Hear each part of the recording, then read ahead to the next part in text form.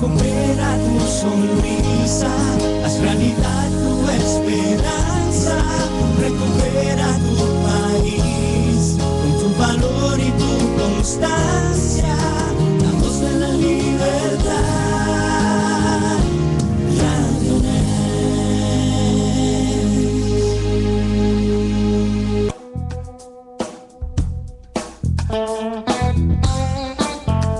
De lunes a viernes a la 1 de la tarde, Espacio Capital, con Luis Rafael Ortiz y Donatella Ondrega. De lo inverosímil a lo profundo, de lo gracioso a lo más sublime, de lo espiritual a lo que está de moda. Espacio Capital, de lunes a viernes a la 1 de la tarde, hora del este de los Estados Unidos, por radionext.com, la voz de la libertad.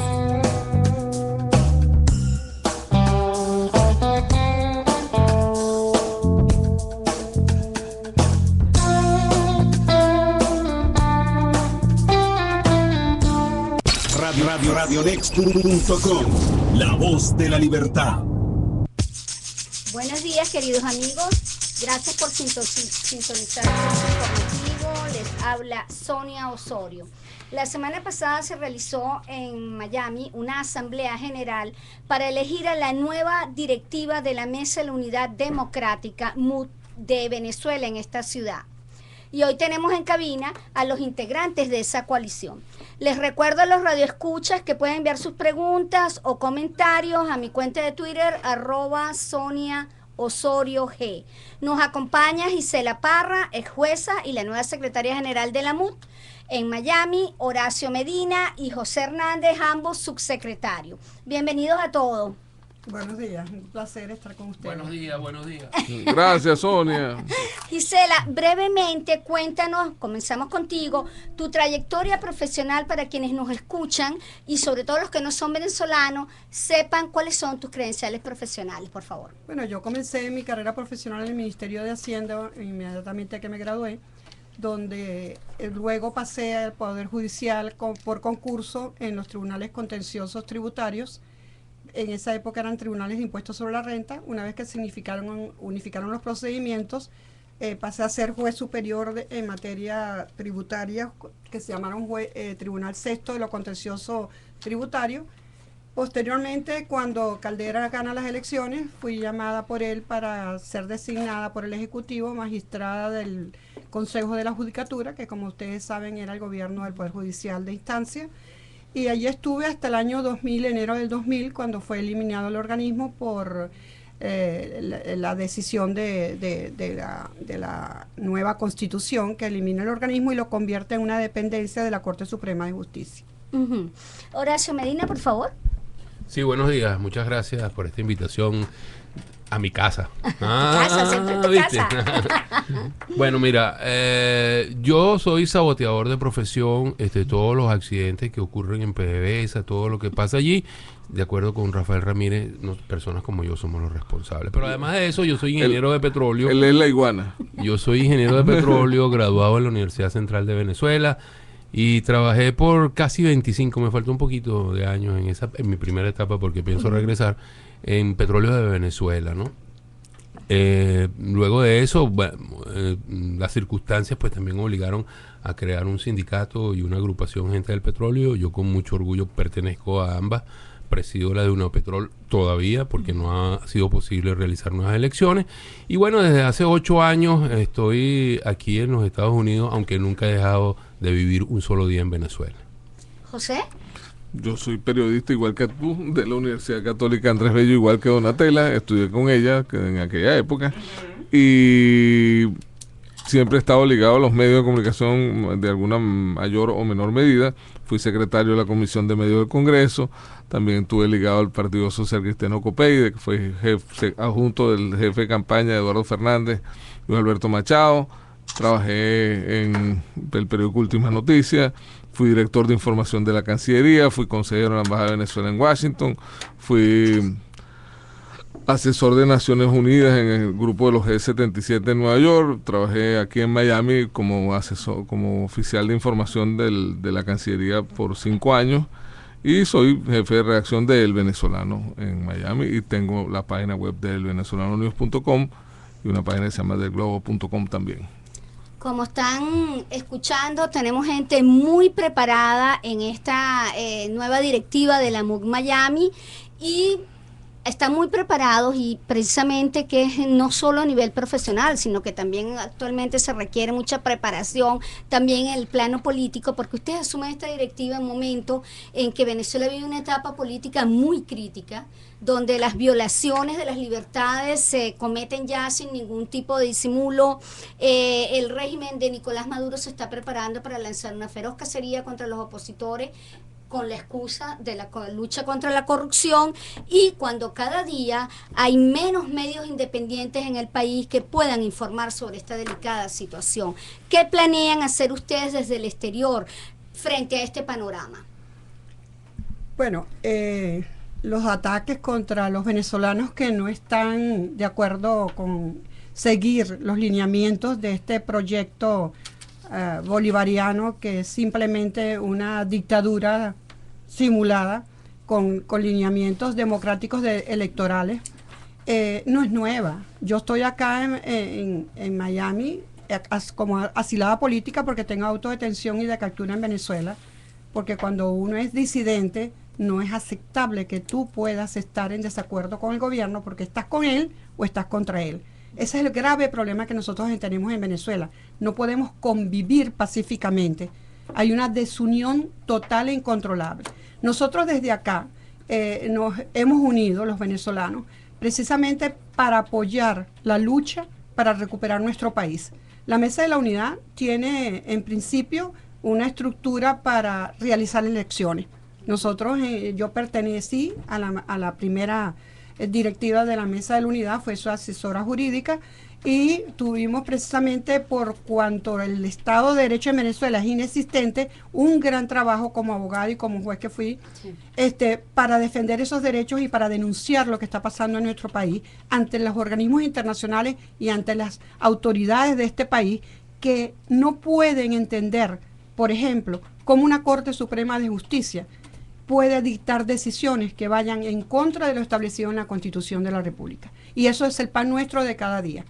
Todos los poderes han sido controlados y sus decisiones solamente están en razón de las órdenes que reciben del gobierno. Entonces es grave la situación, y desde acá nosotros ahora no solamente vamos a seguir cumpliendo una función electoral como la hicimos con las primarias y las 2 veces que hemos ido a elecciones presidenciales en New Orleans, porque de lo cual se desprende una de nuestras campañas a continuar, que es la apertura del consulado.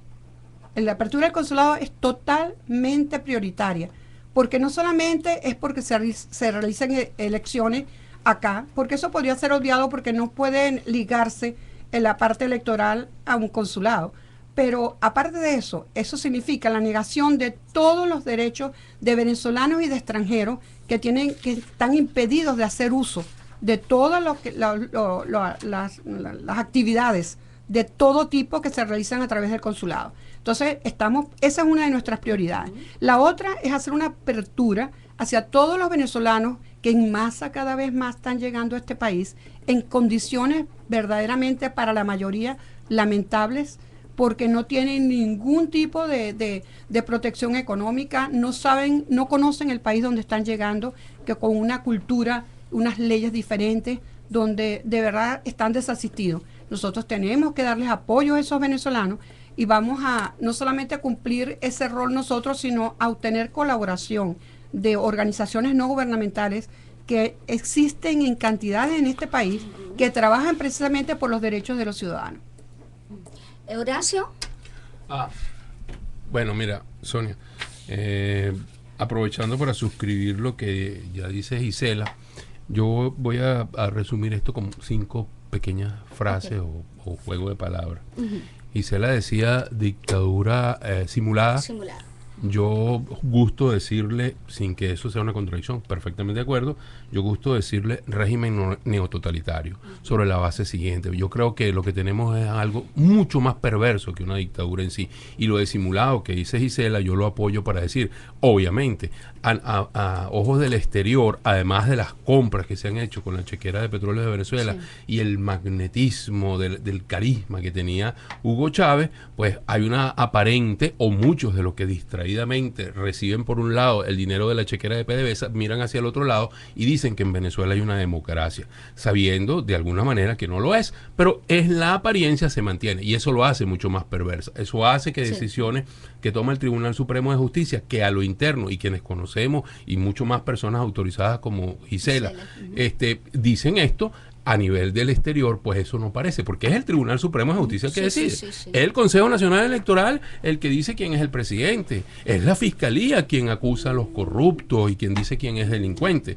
Pero definitivamente, cuando uno ve en el fondo, cuando todos los poderes están totalmente copados, entonces sabemos que no es la verdad. Y eso es lo que a mí me gusta definir como un régimen neototalitario. La segunda frase que quiero acuñar, y es algún esfuerzo que creo que podemos hacer aquí, es la necesidad de definirnos como desplazados forzados. En Venezuela hay un desplazamiento forzoso de mucha gente. Nosotros somos los que estamos en este país, como es el caso de Gisela y el mío, de asilados políticos, que somos perseguidos políticos, definitivamente así, y como nosotros hay centenares de personas que están Por así. favor, explícale a la radioaudiencia cuál es la diferencia aquí entre el asilado político y los desplazados. Claro, porque ¿cuáles son los que podemos llamar desplazados? El concepto que los colombianos han impuesto, han vendido, han de alguna manera manifestado durante muchos años. ¿Qué es un desplazado para mí?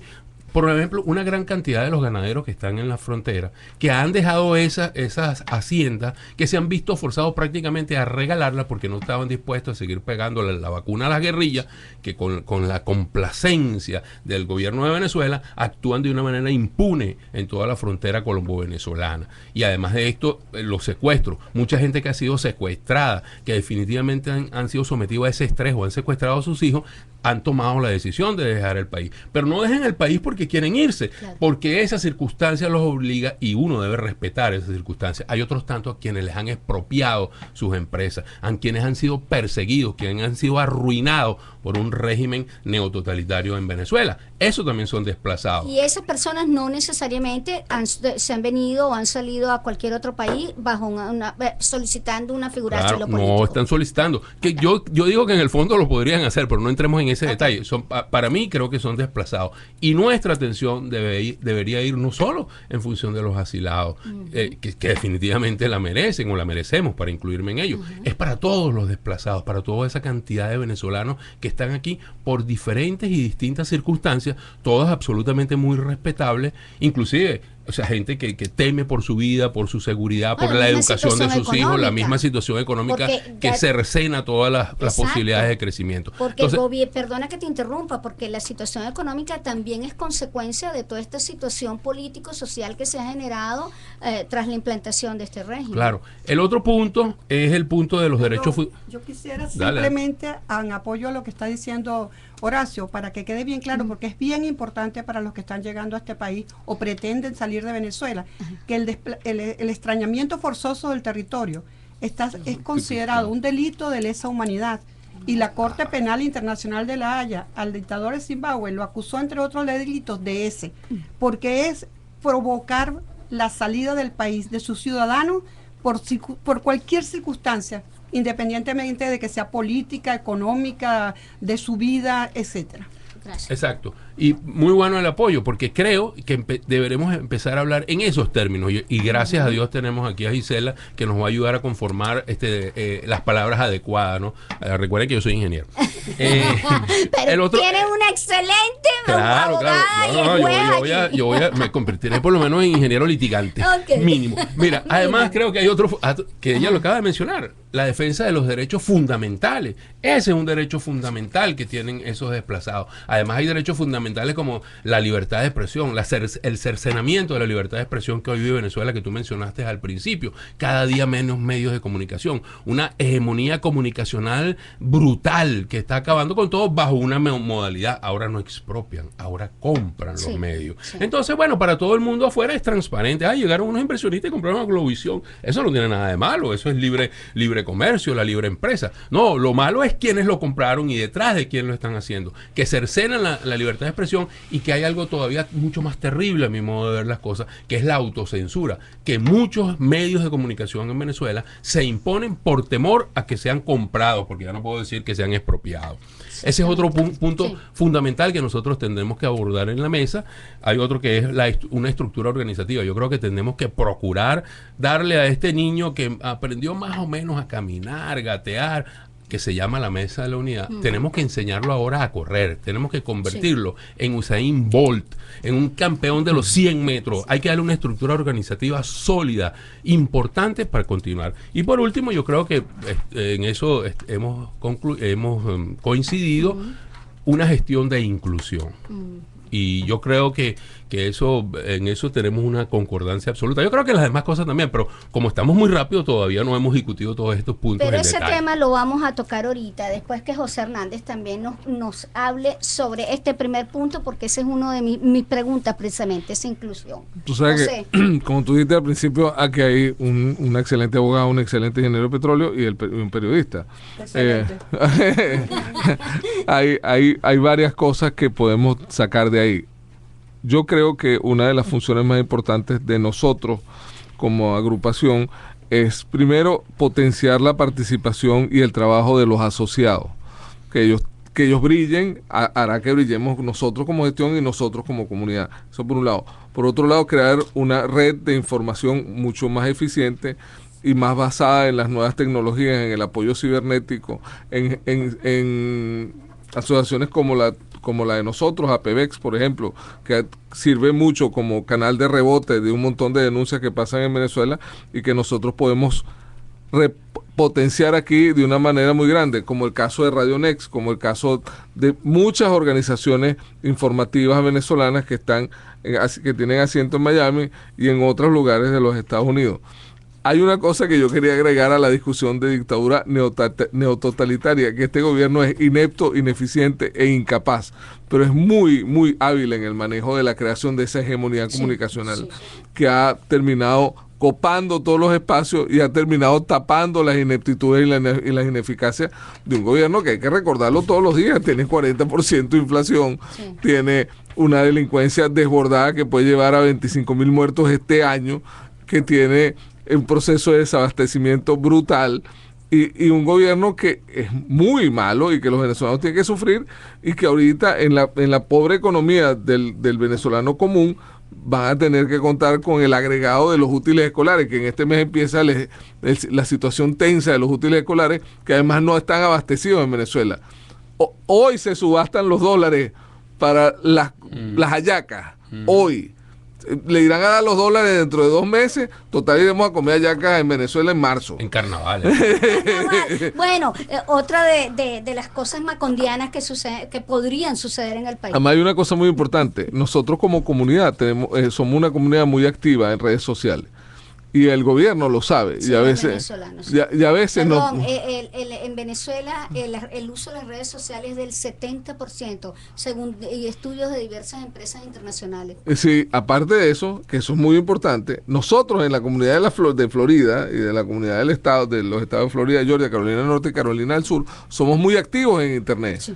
Y además tenemos como comunidad, tenemos cierta credibilidad allá en Venezuela, porque como ellos no tienen acceso, y el gobierno ha sabido usarnos sí en tienen eso. Acceso, lo que pasa es que el acceso no tienen acceso a la información que nosotros tenemos. Okay. Aclaremos. Eso es muy importante, porque por ejemplo, tú ves Capriles TV, que es un acierto desde mi punto de vista muy importante. Capriles TV, de repente tú no la ves en Venezuela, pero tú agarras y lees El País por la mañana y te aparece el titular de Capriles TV. Y en el tiempo de Bogotá, en el ABC, en Folha de Sao Paulo, te sale Capriles TV. Sí. Eso es muy importante y eso lo podemos rebotar desde aquí. Claro. Y además anular una campaña que el gobierno nos tiene a nosotros aquí, que nos pone a regar rumores y cosas cada vez más complicadas para que nosotros nos desviemos de la atención del problema real en Venezuela, que es que el país se está desboronando. Y ahora sí, vamos a hablar sobre este tema, porque yo leí en la prensa local declaraciones de ustedes en las que afirmaron que esta va a ser una directiva de inclusión, lo cual a mí me parece muy positivo, tomando en consideración que, a diferencia de lo que se ha logrado de la MUC en Venezuela, de unificar las fuerzas de la oposición para concretar un solo objetivo, aquí otras comunidades y los medios, sobre todo los medios internacionales, perciben tanto a nuestras organizaciones como a nuestra comunidad venezolana como dividida. Y yo quiero saber cómo van a llevar a cabo esa inclusión, qué es lo que planean al respecto. Bueno, mira, yo creo que la falta de unidad no es solamente un problema territorial de acá, de Miami o del exterior. En Venezuela también sucede, porque no todo el mundo está de acuerdo cómo se maneja la oposición, y la MUD de Venezuela ha sido criticada por los propios venezolanos que la apoyan, en el sentido de que no están conformes en la manera en que esa oposición se maneja, porque hay quienes quieren que sea más radical. Nosotros, por lo menos yo que vengo de la Junta anterior, yo me siento satisfecha de lo que nosotros hemos logrado. Siempre habrá gente que discrepe de lo que tú haces o que no esté de acuerdo con lo que tú haces. Lo que a uno le deja la conciencia tranquila es que tú hayas cumplido con tus responsabilidades a cabo, y que lo que prive en tu conciencia es que tú estás trabajando por lo que es más importante de tu vida en este momento, por lo menos para mí, que es la recuperación de Venezuela, volver a que Venezuela sea un país democrático, donde se respeten los derechos de sus ciudadanos, en que todos seamos iguales, en que se acabe la división espantosa que hay en este momento, y retornar al país a los que queremos retornar al país, porque salimos obligados por las circunstancias y no queremos quedarnos acá. Entonces, eso es lo que para mí impide que nada de lo que suceda me desvíe de ese camino. Y para mí esa es la unidad. La unidad es cuando tú piensas en algo más importante que todo, en este momento, Venezuela. Claro, pero para eso necesitas también el apoyo de todas las organizaciones que hacen vida en esta ciudad, y eso no se ha estado viendo últimamente. Por ejemplo, la prensa ve con frecuencia que si convocan una conferencia de prensa porque está pasando algo terrible en el país, entonces te están convocando a 5 conferencias de prensa, 5 organizaciones diferentes que deberían estar trabajando juntas. Hacia allá iba mi pregunta. En eso tienes la razón. Yo creo que ahí tenemos nosotros un trabajo por realizar, y forma parte de nuestra agenda, porque estamos tratando de hacer listados de todas las asociaciones que existen para que colaboremos entre nosotros. Porque no es posible que se pierda esfuerzo para apoyar precisamente a esos venezolanos. Cuando te hablé de inclusión y te hablé de apoyo, te estoy hablando de los venezolanos que estamos en el exterior. Claro. Y te dije en las condiciones en que están, que a uno le consta, porque la gente muchas veces habla de exilio dorado, y sabemos que el exilio dorado es para muy pocas personas, porque la mayoría está viviendo en una circunstancia muy lamentable. Y muchos venezolanos no saben que aquí existen una serie de derechos para los extranjeros, de organizaciones que colaboran gratuitamente para resolver tus problemas, y eso es uno de los censos que nosotros tenemos que hacer de esas organizaciones para ponerlas a la orden de estos ciudadanos, hacer manuales que le permitan a los ciudadanos tener información y hacer un censo de los venezolanos acá. Porque nosotros no sabemos dónde están todos los venezolanos. Y eso es, se dice que son más de 200.000 y que la mayoría están en Florida. Exacto, sí. Pero hay una importante comunidad en Texas, en Nueva York. Exactamente. Sí. Fíjate que son tareas muy importantes y que hay que emprenderlas de inmediato. Inmediatamente nosotros tenemos que hacerle frente a eso. En especial eso de buscar, no sé si Horacio y José están de acuerdo en esto, en especial esto de tratar de que así como la MUD Venezuela tiene, sí, hay sus diferencias, pero a la hora que Ramón Guillermo Veledo dice esto es lo que se va a hacer, generalmente se hace entre todos. Eso no pasa acá. Claro, pero es que eso, cuando sucede en Venezuela, es porque eso ya ha sido discutido y consensuado. Por eso. El problema es que hay una... Yo lo veo... Mira, yo dije una frase cuando estábamos en la asamblea de los delegados, que no sé, se me ocurrió, pero quizás ahora la quiero repetir. Yo creo que este es un problema complejo, trabajar en equipo, pero el secreto para mí es el matrimonio. Yo dije que en el matrimonio el secreto es ser uno sin dejar de ser dos. Exacto.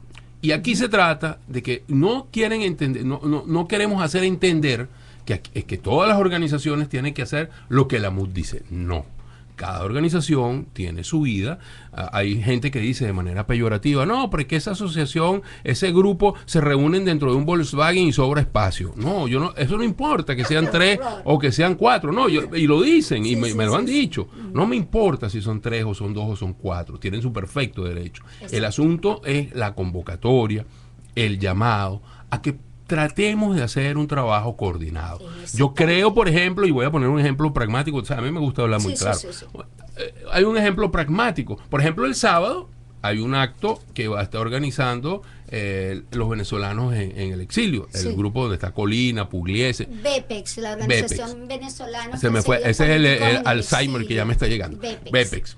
Perfecto. Entonces, muy bien. Yo perfectamente, yo voy a asistir, creo que vamos a asistir, debemos asistir y hay que apoyarlo. El asunto es que BEPEX, lo llamaremos a sentar, vamos a trabajar coordinadamente, porque qué tal si ese mismo día, sábado a las 12, la otra organización hubiese convocado a otra cosa en Kendall y la otra en Weston.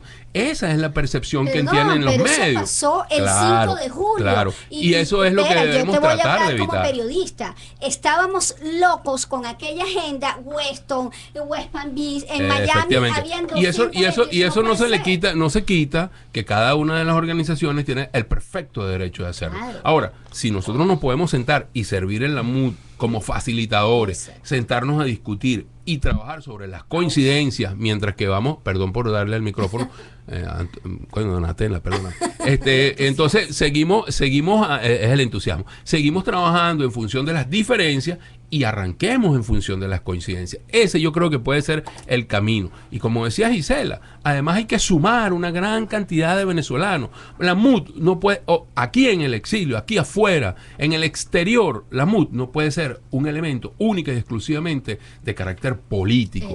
Nosotros tenemos unas funciones y debemos cumplir otro tipo de funciones. Por ejemplo, lo del consulado. Oye, por el amor a Dios, yo creo que esa es una de las principalísimas tareas que tenemos que buscar el camino correcto de presionar por la vía, no sé cómo se llama eso, diplomática, por legal, toda la vía tradicional y por la otra. O sea, hay que a Dios rezando y con el mazo dando, pero hay que hacerlo. Pero hay una gran cantidad aquí de venezolanos que no se sienten identificados porque yo no quiero hablar más de política. Bueno, perfecto. Yo creo que esa gente está difiriendo su decisión.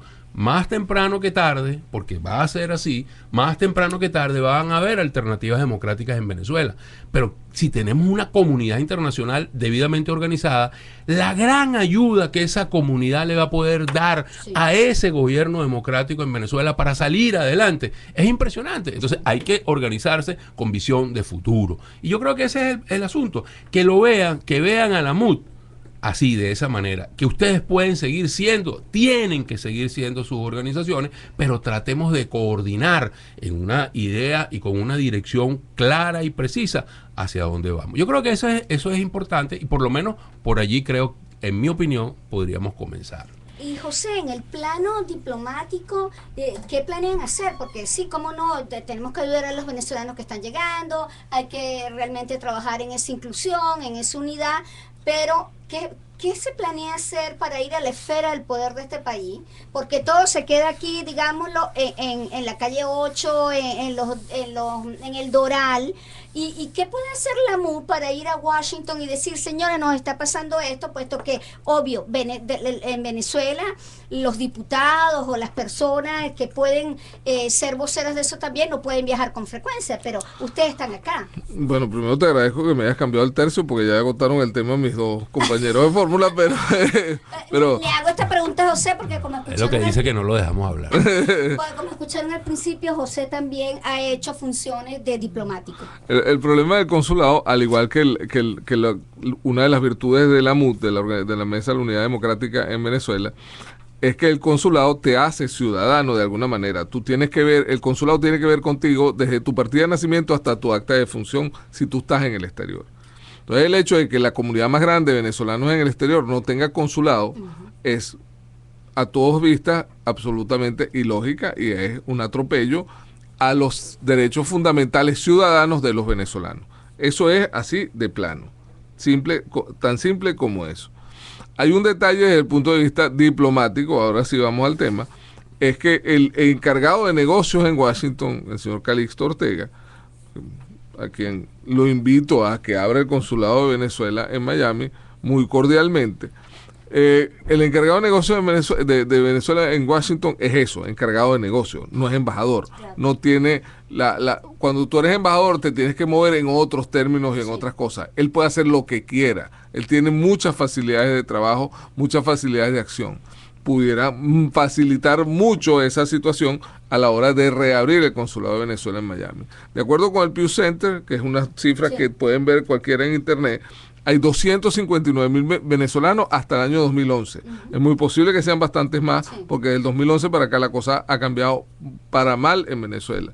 De esos 259,000 venezolanos, según el Pew Center, somos una de las comunidades con mayor índice de aseguramiento, con mayor índice de formación profesional, con mayor índice de educación de nuestros hijos, una de las mejores comunidades según una organización de estadística de los Estados Unidos. Muy seria, además, muy seria. Entonces, ¿cómo nosotros vamos a usar eso? Eso es uno de nuestros papeles. ¿Cómo nosotros vamos a hacer que eso funcione de una manera más eficiente? Ese es uno de nuestros roles.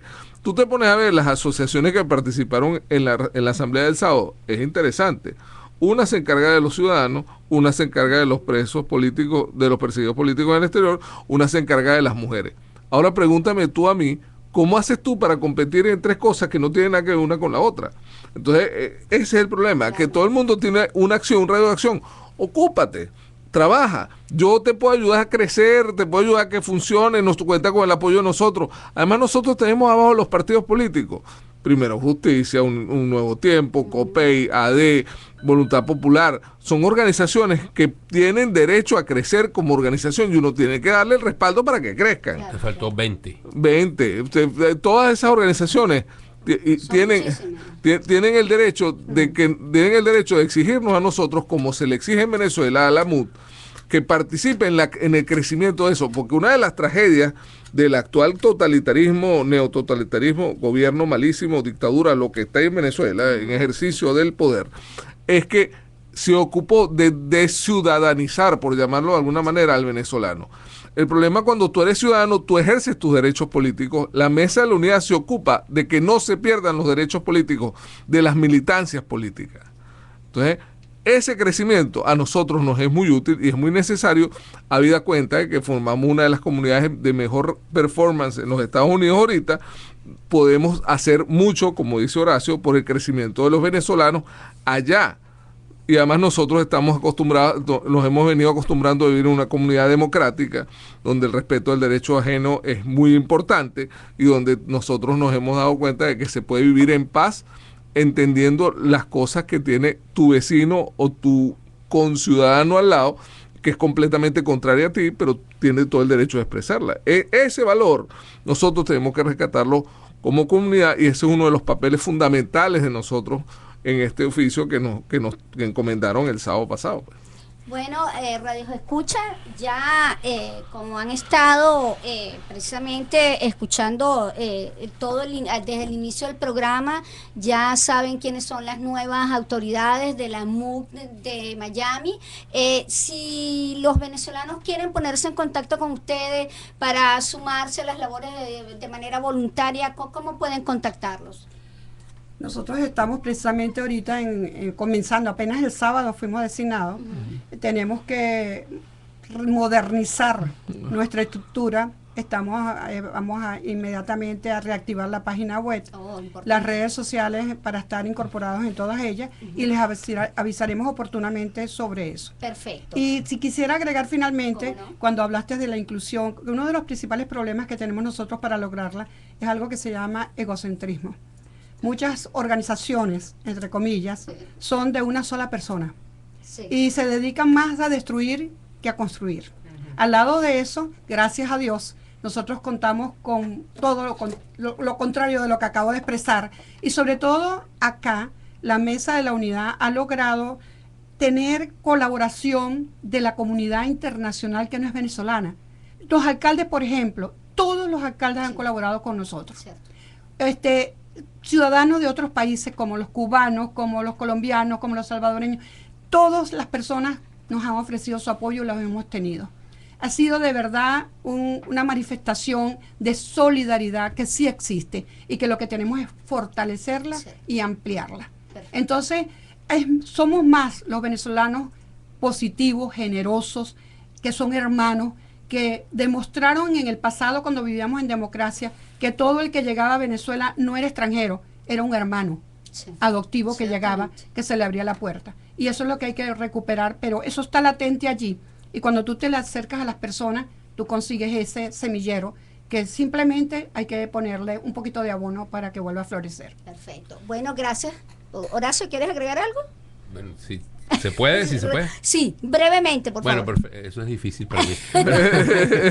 Voy a hacer un esfuerzo. No, solamente para redondear las dos ideas sobre la parte diplomática y la parte de la participación. Yo creo que ese es otro punto importante. Las comunidades hispanos que están aquí, o sea, los colombianos, los hondureños, los nicaragüenses, los panameños, etcétera, etcétera, etcétera. ¿Por qué? Porque muchos de esos países de América Latina que tienen aquí consulados, que tienen aquí comunidades, son democracias que están también en riesgo, que de alguna manera están sufriendo problemas muy parecidos a lo que años atrás nosotros transitamos. Y yo creo que eso es importantísimo, vincularnos y un trabajo conjunto. Yo creo que el apoyo que podamos tener de todas esas comunidades que gozan y disfrutan, por ejemplo, de su consulado acá, que los apoya como ciudadanos, ellos tendrán necesariamente que poder apoyarnos en la apertura de nuestro consulado, porque se trata de un derecho fundamental de los ciudadanos de cada país. Y yo creo que identificar la problemática y las soluciones que de manera conjunta son para las comunidades nos puede ayudar también a avanzar, a establecer una plataforma de unidad más allá de los límites de la venezolanidad. Perfecto. Mira, yo antes quiero despedirme de alguna manera invitando para el foro de APEVEX el 6 de septiembre que vamos a tener y nos gustaría, yo como miembro de APEVEX, amigo suyo, me gustaría invitar a mis colegas de la mesa para que asistan a ese foro sobre la libertad de prensa en los países del ALBA, cómo se conculca la libertad de prensa en los países del ALBA en el Miami-Dade College que está organizando Sonia. Sí, ya yo tengo información y allí estaré. Gracias. Además de eso, mañana nosotros tenemos una rueda de prensa, mañana viernes, sobre donde, entre otras cosas, además de presentarnos públicamente, vamos a tener dar al público un comunicado de apoyo a la libertad de expresión y a los medios de Venezuela. ¿Y a qué hora es la conferencia? A las 11 de la mañana en el Arepaso 2 en el Doral. Ok. Bueno, les agradezco Estás invitada a acompañar. Gracias. Les agradezco por venir al programa, les deseo muchos éxitos, amigos. Nos vamos a una muy breve pausa y volvemos. Nos llevamos el bolígrafo.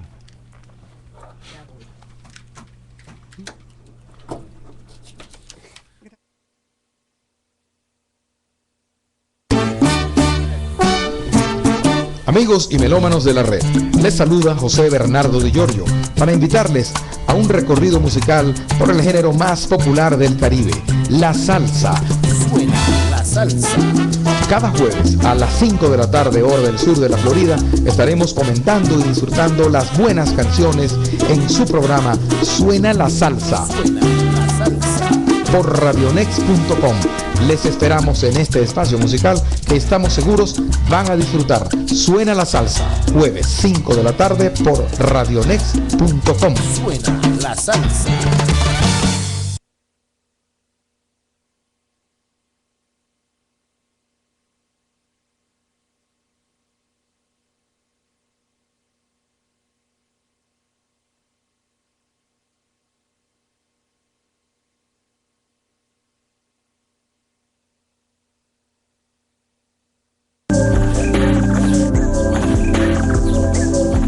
Los tiempos actuales, marcados por turbulentas corrientes políticas y por el aparente distanciamiento del ser humano, de los valores y de Dios, nos llevan a encontrarnos todos los jueves a partir de las 7 p.m.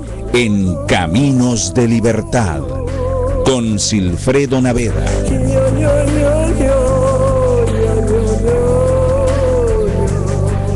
Caminos de Libertad es un programa donde ustedes y nosotros encontraremos juntos la ruta correcta hacia la libertad, hacia la paz, hacia la justicia y hacia la democracia. Caminos de Libertad, todos los jueves a partir de las 7 p.m. con la producción de Alejandra López y la doctora Blanca Briceño. Caminos de Libertad con Silfredo Naveda, todos los jueves a partir de las 7 p.m.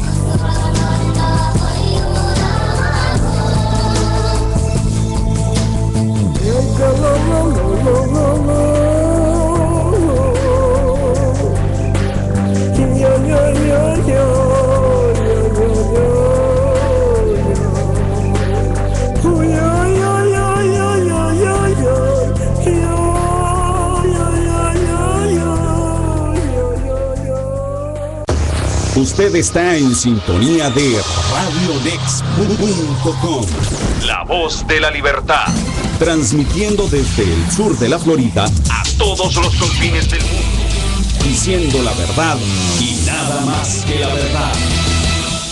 Amigos, hemos regresado. Gracias por sintonizarnos. Les recuerdo, pueden enviar sus comentarios o preguntas a mi cuenta en Twitter, @SoniaOsorioG. Estamos ahora a comenzar esta segunda parte del programa y vamos a hablar estamos comunicándonos en este momento, tratando de comunicar al presidente de la organización, señor Colina. Sí. Buenos días, habla con Sonia Osorio de Pulso Informativo, estamos en el aire. Buenos días, Sonia, un placer saludarte a ti y a toda tu prestigiosa audiencia de Pulso Informativo. Gracias. El señor Colina, José Antonio Colina, es el presidente, como les estaba comentando, de la organización Venezolanos Perseguidos Políticos en el Exilio, con sede en Miami. Esta organización va a realizar una actividad a favor del preso político venezolano Iván Simonovi, que está detenido desde hace 10 años. Señor Colina, cuéntenos sobre esta importante iniciativa. Bueno, realmente vamos a hacer una réplica de la manifestación que va a haber mañana, el día sábado, en Venezuela, que también está haciendo presión para que Iván Simonovi le sea concedida una medida humanitaria. Nosotros acá, pues en Miami, que es la base del exilio venezolano y que muchos estamos aquí por persecución política, hemos decidido también concentrarnos para hacer presión y exigir que Iván Simonovi sea dejado en libertad después de ya 9 años de estar ilegalmente detenido, más 7 de ellos en los calabozos de la policía política, donde básicamente no recibió los tratamientos médicos ni tampoco las condiciones mínimas de reclusión, y le ha traído una cantidad de problemas, sobre todo a nivel óseo, a nivel de la piel, y bueno, se encuentra en un estado bastante deteriorado que inclusive se teme que pudiera, de seguir en estas condiciones, pudiera perder la vida, lo cual sería sumamente lamentable, porque bueno, todos conocemos que Iván Simonovi ha sido una persona que ha defendido la democracia, está ilegalmente detenido, ha sido despiadadamente privado de su libertad, y el régimen de Venezuela pues no ha tenido la más mínima delicadeza de aplicar la justicia y de conceder la medida humanitaria para que sea dejado en libertad. Por favor, para los amigos que no son venezolanos y que nos escuchan, queremos que nos informe y les hable un poco quién es Simonovi, por qué exactamente está detenido y cuáles son todas las circunstancias que rodean su actual situación.